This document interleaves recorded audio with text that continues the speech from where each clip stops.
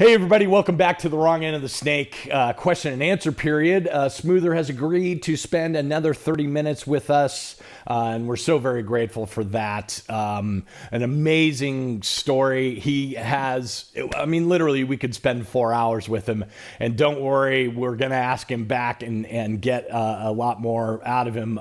But the first hour was fantastic. Tater, I know you have a million questions. Why don't we throw one at him and away we go. Hang in there, excellent. At the end of the first episode, the live episode, we had gone through a lot of stuff, your history and everything, and we got into the great employees you have at Delicate and how the Delicate's still going strong. But I want to get into the vendor and manufacturer relationships you have and created. Especially, let's go on the speaker manufacturer. You guys were a Martin for a long time. Where does that relationship come from? I'm not too sure on the lights. You may have the same in video, but like on Martin, how did that start? Did Supertramp use Martin? You had that relationship obviously with them for long. Yeah, started before that. Yeah. Martin Audio, they've just hit 50 years. So they're celebrating 50. So that takes us back to 71. I first came across Martin Audio in, let's see, maybe it was 73. 73, 74 with MEH, Marshall Equipment Hire, prior to Tasco. The bass cabinet there was a single 15 that Martin did. MEH had a double 15 flared bin. I think we just, not to be confused with a later 215 model. The filler shave came along. And then on the horn selection, every audio company seemed to have their own preferences for drivers and flares. Drivers were predominantly JBL. It was later in the 70s, when the mid to late 70s, when people started putting the Gauss 15s in their cabinets. Martin Audio, when I worked with KISS, we had that was a Martin Audio system. Because before that, there was a hybrid thing where I was talking about JBL 4550s and such like. When I went with Supertramp, they'd had Martin system from at least 1975 on. They now had a full arena system. They had 48 bass cabinets. They were on platforms, 4 platforms, 12 cabinets, 12, 12, 12. And then they had the filler shaves on end, 9, 9, 9, 9. Now that concept of on end was really a kind of line array. Yeah, on end, yeah. And Russell Pope, who was very smart, worked hard on that because the high frequency compression drivers were also on top of those with the spacing of uniformity. And apart from underslung, we call them filler shaves and compression drivers, there was nothing on the stage, no PA wings, everything flown. And stacked and flown? Everything was flown. Oh, stacked and flown? No stacks. No stacks. I mean stacking it on a grid and then flying the grid? Yeah. Fly stack, it up, send it up. Yeah. Use the same for the Pretenders tours, Dire Straits, In Excess. There was a frame, and you could Velcro, put it, with acoustically transparent material. So it's just 4 boxes flying in the room. Optional if you wanted to floor stack. So that was the that Martin system that was really so popular with Concert Sound, Pink Floyd, and so many others. when I worked for Tasco, I guess there's enough time now, but I'm not going to, nobody's going to sue me or shoot me.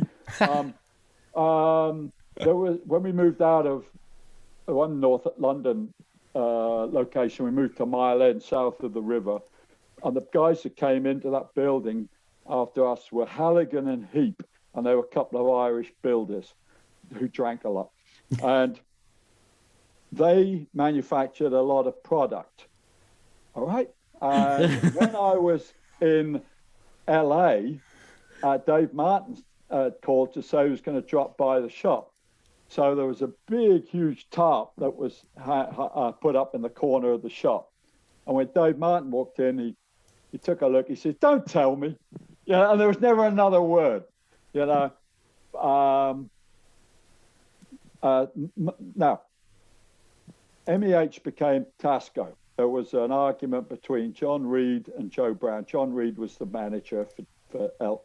I'll never use MEH again. So when it came to the US tour,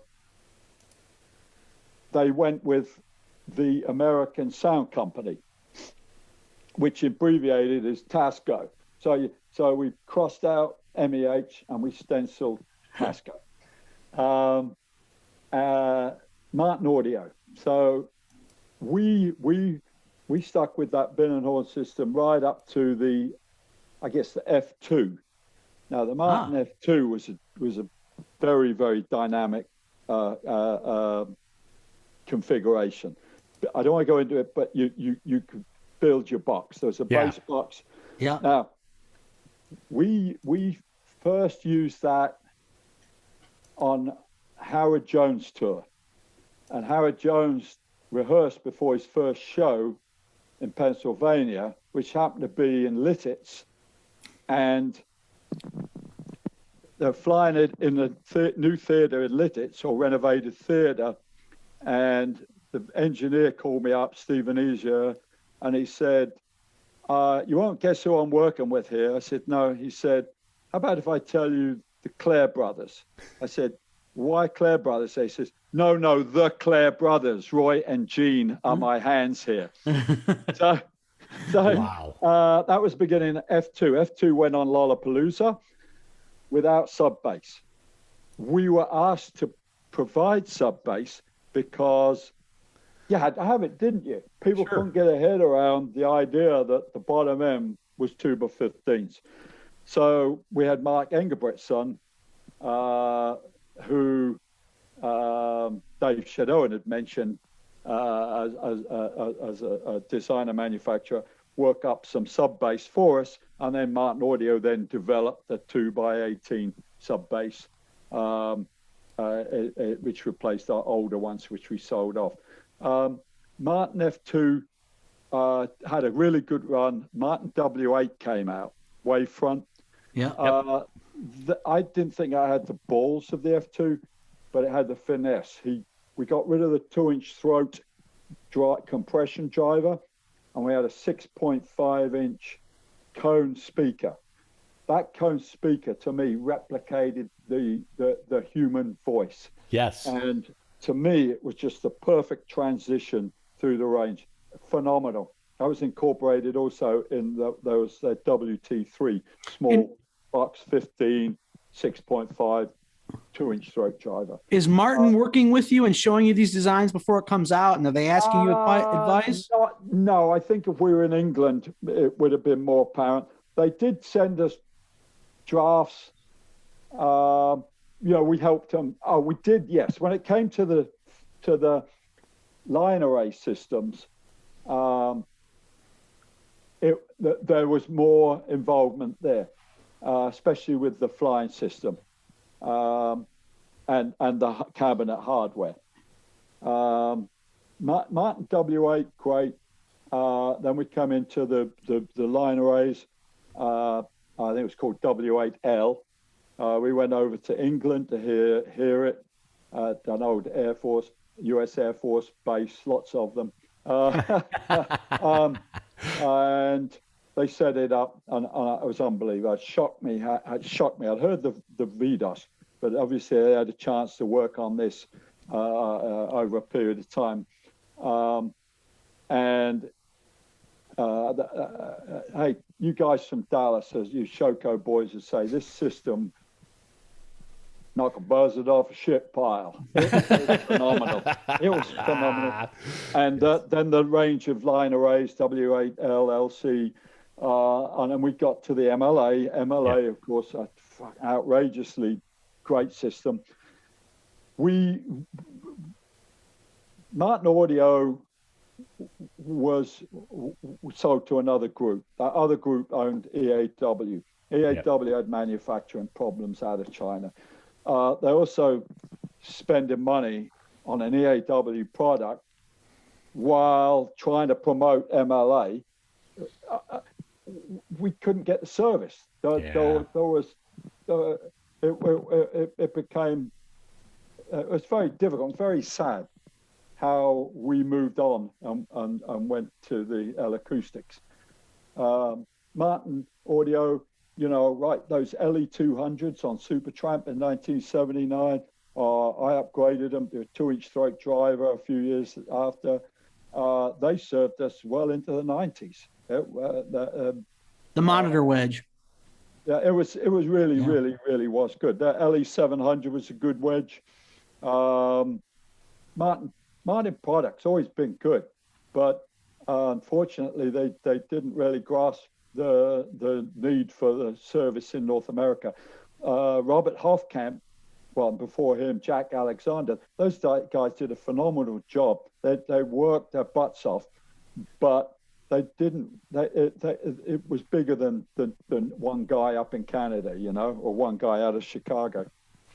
I great respect for that whole thing. I knew Dave Martin, real well.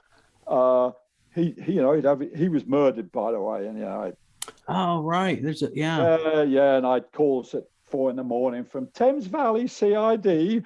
We're looking through David's phone calls and Dave would have a bottle of wine, and it would be 6 o'clock in the evening.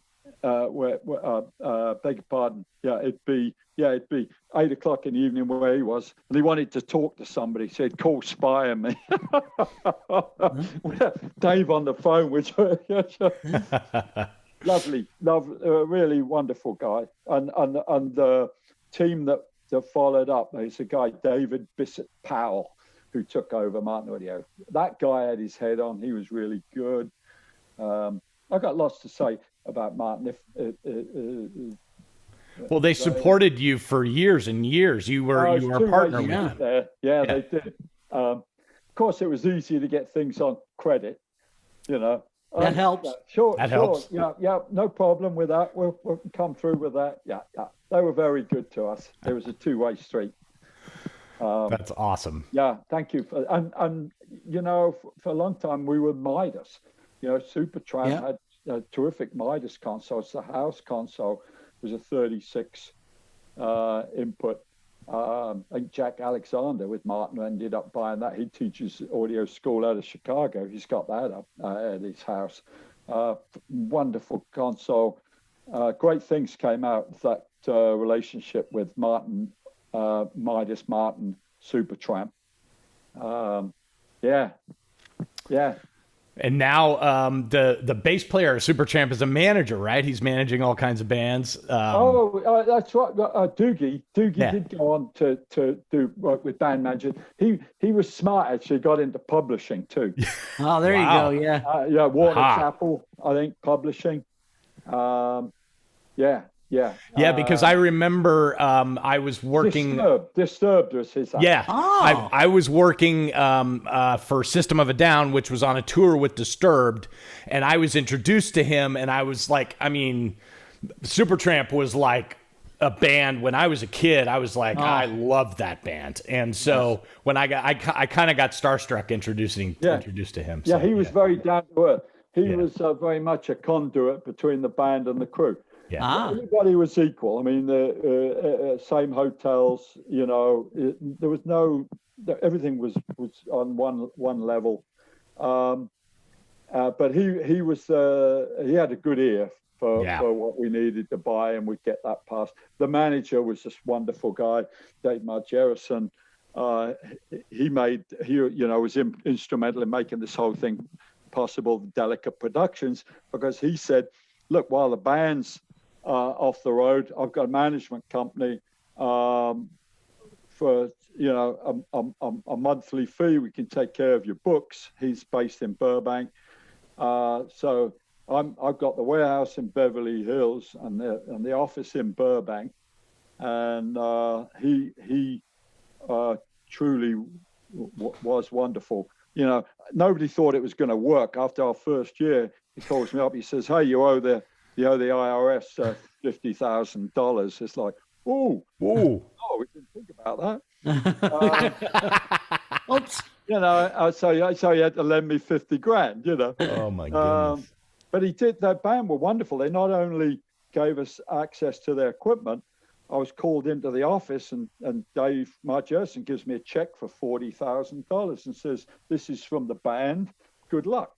Wow. And then so it was their PA until 1983. We'd upgraded the system so much. When they went back out with the equipment that we supplied for no charge, we were able to offset what we owed them on their equipment. Oh, wow. And so by 83, we owned it. And also in about 82, Eric Pierce at Showlights keeps knocking on the door looking for money for his half of the lighting system. Well, we've got that out on tour, but not necessarily with us. We got it out with the other regional lighting companies doing Toto, John Denver, George Benson, Beach Boys. So the money's coming in the door. And when Eric actually drew the line and said, "I'm coming over with the truck," I said, "You don't need the truck. I got a check for you." Even better. Now, being a full service business was kind of unusual back then, right? Weren't people more focused as being audio and lighting and? Yeah, you're right, actually, aren't you? I think, because Electrotech was Tom Field's associates, they inherited lighting. TFA, Tasco had lighting. I'm trying to remember where that all went. I think that dissipated, obviously, because by the time they went to A1, there was no lighting, element involved. But at some, I can tell you, Tasco actually at some point was heavy into lighting because of they had the moving light, the ELO spaceship, which was a wonderful a piece of ingenuity. That was Tasco sound lights. And they developed the Starlight, which was a moving light head that didn't really take off, but they had it for a while. No, and that was somewhat, I think, it didn't help the guys in the US, all those funds. And then there was Star Capital that Joe started up in Australia. Again, another Joe venture. Terry and Paul were very, very smart guys. They were a terrific team. When Paul was offered the LA position to run Tasco, he felt he didn't know the equipment side well, and he said, "I'll do it with Terry Price." And so the two of them were like a great team, and they both had terrific personalities when it came to handling artists and difficult artists and managers. They knew how to appease. Right. Let me ask a Supertramp question again. I remember mid 90s, I was at the Radio City Music Hall. I don't remember what artist I was with. And Supertramp had been there a few days before. And I just remember all the stagehands going, we were there with Shoko Prism boxes, and they go, "Man, this PA just came through. We hooked it all together on the ground with Supertramp. We flew it right up. Easiest thing ever." And I think it was a VDOS rig. Oh, you know what it was? It was post. Yeah, that was a tour they did. It was the first one. I had a little difficulty with the new management. It was the keyboard player's wife become manager. Say no more. Yeah. And we were busy and thriving. And also it was pretty much replacement musicians too. Okay. And which is fine. I mean, actually, on the last Supertramp tours, Jesse Siebenberg, the drummer's son, became the musical director. Oh wow! We talk about the father-son thing. Yeah, right. Yeah, and Jesse took over from Bob. I think Bob was still with the band, and Bob was playing drums, and Jesse took the place of Roger Hodgson on keyboards and guitar. Very accomplished musician, Jesse, and very well balanced guy. He did well. So I remember him when he was like 3 or 4 years old, and I remember he fell through the back of a folded up chair. It was like, oh, pick him up, and here he is. He's the musical director. Right. Yeah. You're right there. And does Roger? Is he a kind of person that's into technical and newer things and trying out newer stuff? Oh no. Dan is far removed from. Oh, okay. No, I don't remember too well how that relationship was there. I say this: Russell Pope, Supertramp's engineer, through those. Through especially through Breakfast in America, he was a member of the band. Wow. He was considered. That's how the Supertramp worked. There was 5 musicians, a manager, and the front of house engineer. Wow. And everything was split 7 ways. Oh wow. Interesting. So what Russell wants, Russell gets. I mean, every new development that came out, Russell would have it. Everything was just perfect sound. Good sound, as he showed us, was not about any particular one thing. It's everything. I remember when the Blue Wire came out, and there was the myths about the signal degradation on our leads. Mogami. So suddenly everything was blue mic cables. And hats off to him, because that's the start of that signal source, and every little thing. Wow, very interesting. And that was played through all those early years. That eye for detail and do not compromise. I could go on for hours about the development of the gear and such. But I mean, that is a theme of excellent people that are good at their jobs, is they see the new stuff coming and say, okay, we want to make this better no matter what.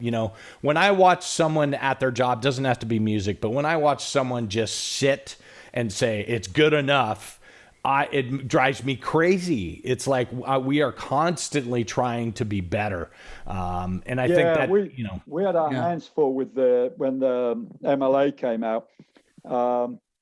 It's not a very forgiving PA. No, it's not.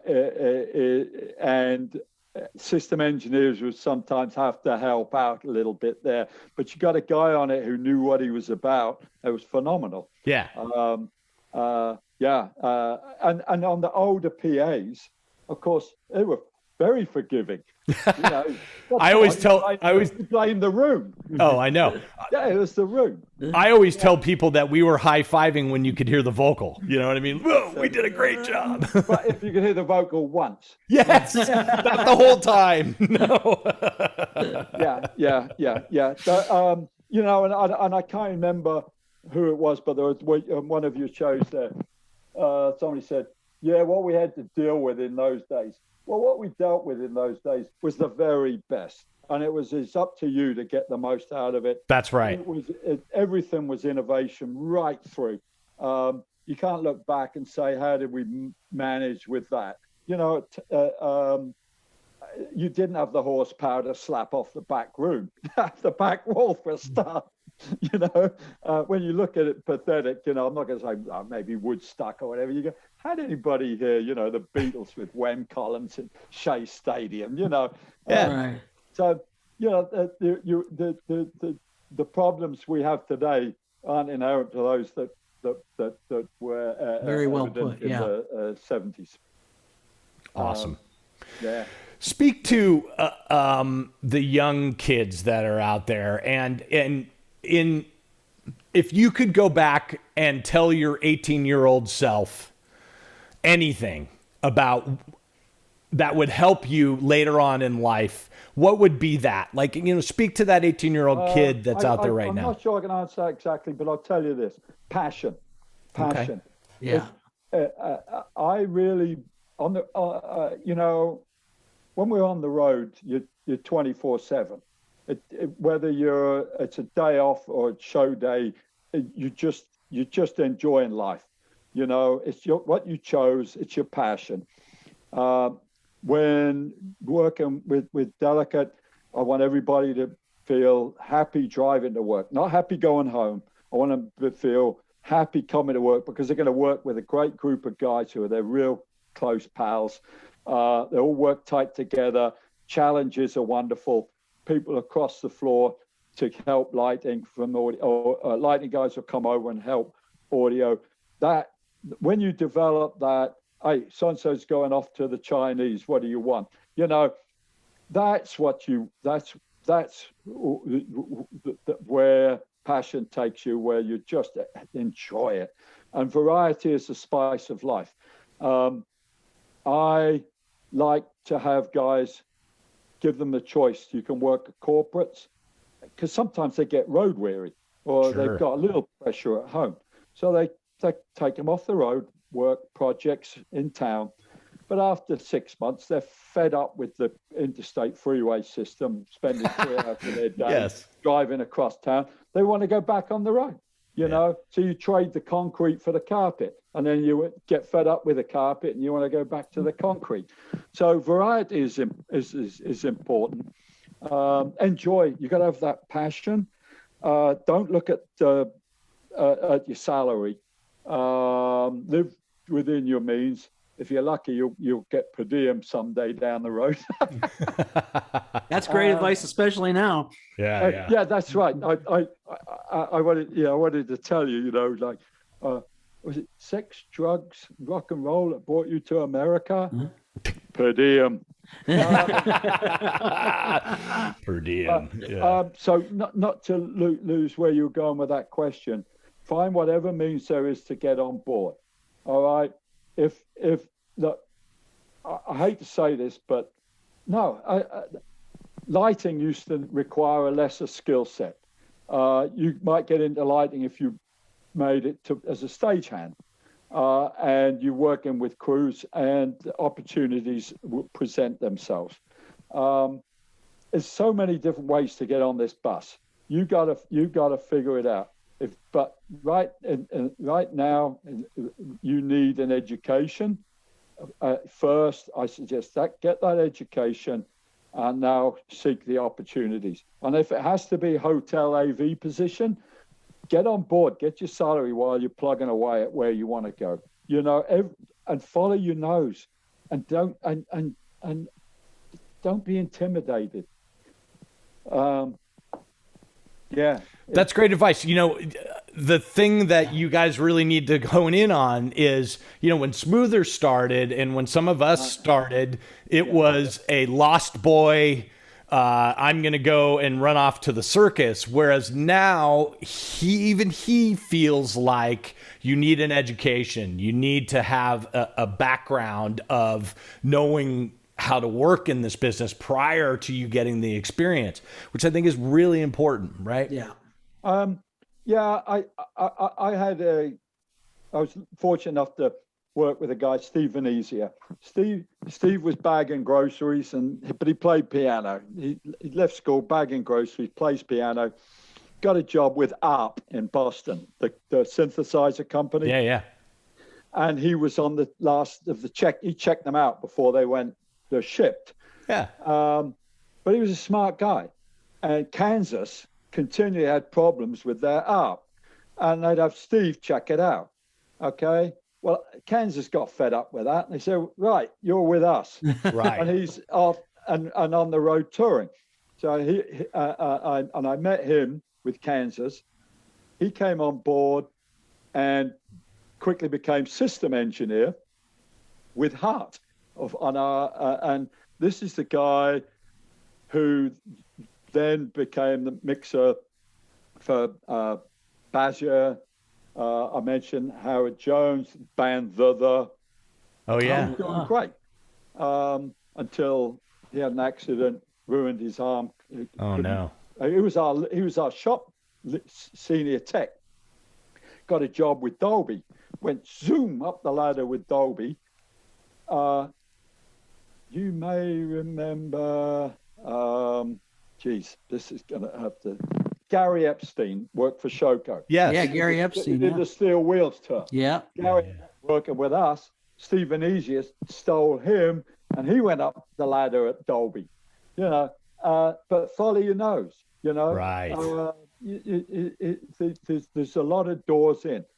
Look how many production managers were lighting guys. They weren't lighting designers. They were on the lighting crew. That's right. They make better production managers because they were first in the morning and last out. They, you know, Graham Holmes. Did you know he was a monitor engineer? I didn't know that. I didn't know that. I thought you may have worked for Tasco, right? He did monitors for Angel. Oh. He did. He came over with Peter from Tasco with Deep Purple, and he was in, you know, and he was a system tech for Deep Purple. Deep Purple have done well. They leave, and Aerosmith, the opening act, takes over the system. So Graham's now out with arena tours with Aerosmith as the system engineer. But he went in. He ended up production management. He got in with Peter Asher Group, and he was Linda Ronstadt, James Taylor, Dan Fogelberg. He worked with, you know, he still works with everyone and anyone, and makes a fortune out of roadcaserentals.com. Good for him. Yeah, on his way, he you know, bands needed road cases, so he ended up getting a pool of road cases. He'd call me up from the road and say, "Go to the lockup and pull that one out for me, and this wardrobe case, and this case for a washing machine, you know, and send it to Rocket." and then he bought Madonna's road cases, Paul McCartney's road case. So he ends up with hundreds and hundreds of road cases that are stored at Manny's place. Right. And follow your nose. Opportunities. That's such great advice. Well, Smoother, you know, we've run out of time here. Oh, no, that was only 3 questions. I know. It's crazy, man. But listen, we are very, very grateful that you gave us your time, and we want to have you come back, and we know you have great stories more to tell us. So thank you so much for coming. You're very welcome. And as I said before, thank you for you guys sincerely for doing this. You saw that opportunity, the downtime that our industry was forced to take. You've taken this on. Hats off to you, and continued success. And I just hope one of the networks is going to pick it up soon. We hope so too. Tell you what, it's. I just get this right here. Ladies and gentlemen, please welcome the Ken and Kevin Show. There we go. Smoothers keeps trying to rebrand us. I know. We don't have money for a new logo. You're so legitimate. This country needs you. Yeah. Oh, man. Well, thank you. Thank you so much, man. Thank you so much. Tater. Take care, man. Cheers, mate. Thanks, man. All right. We'll talk to you soon. See ya. Yeah.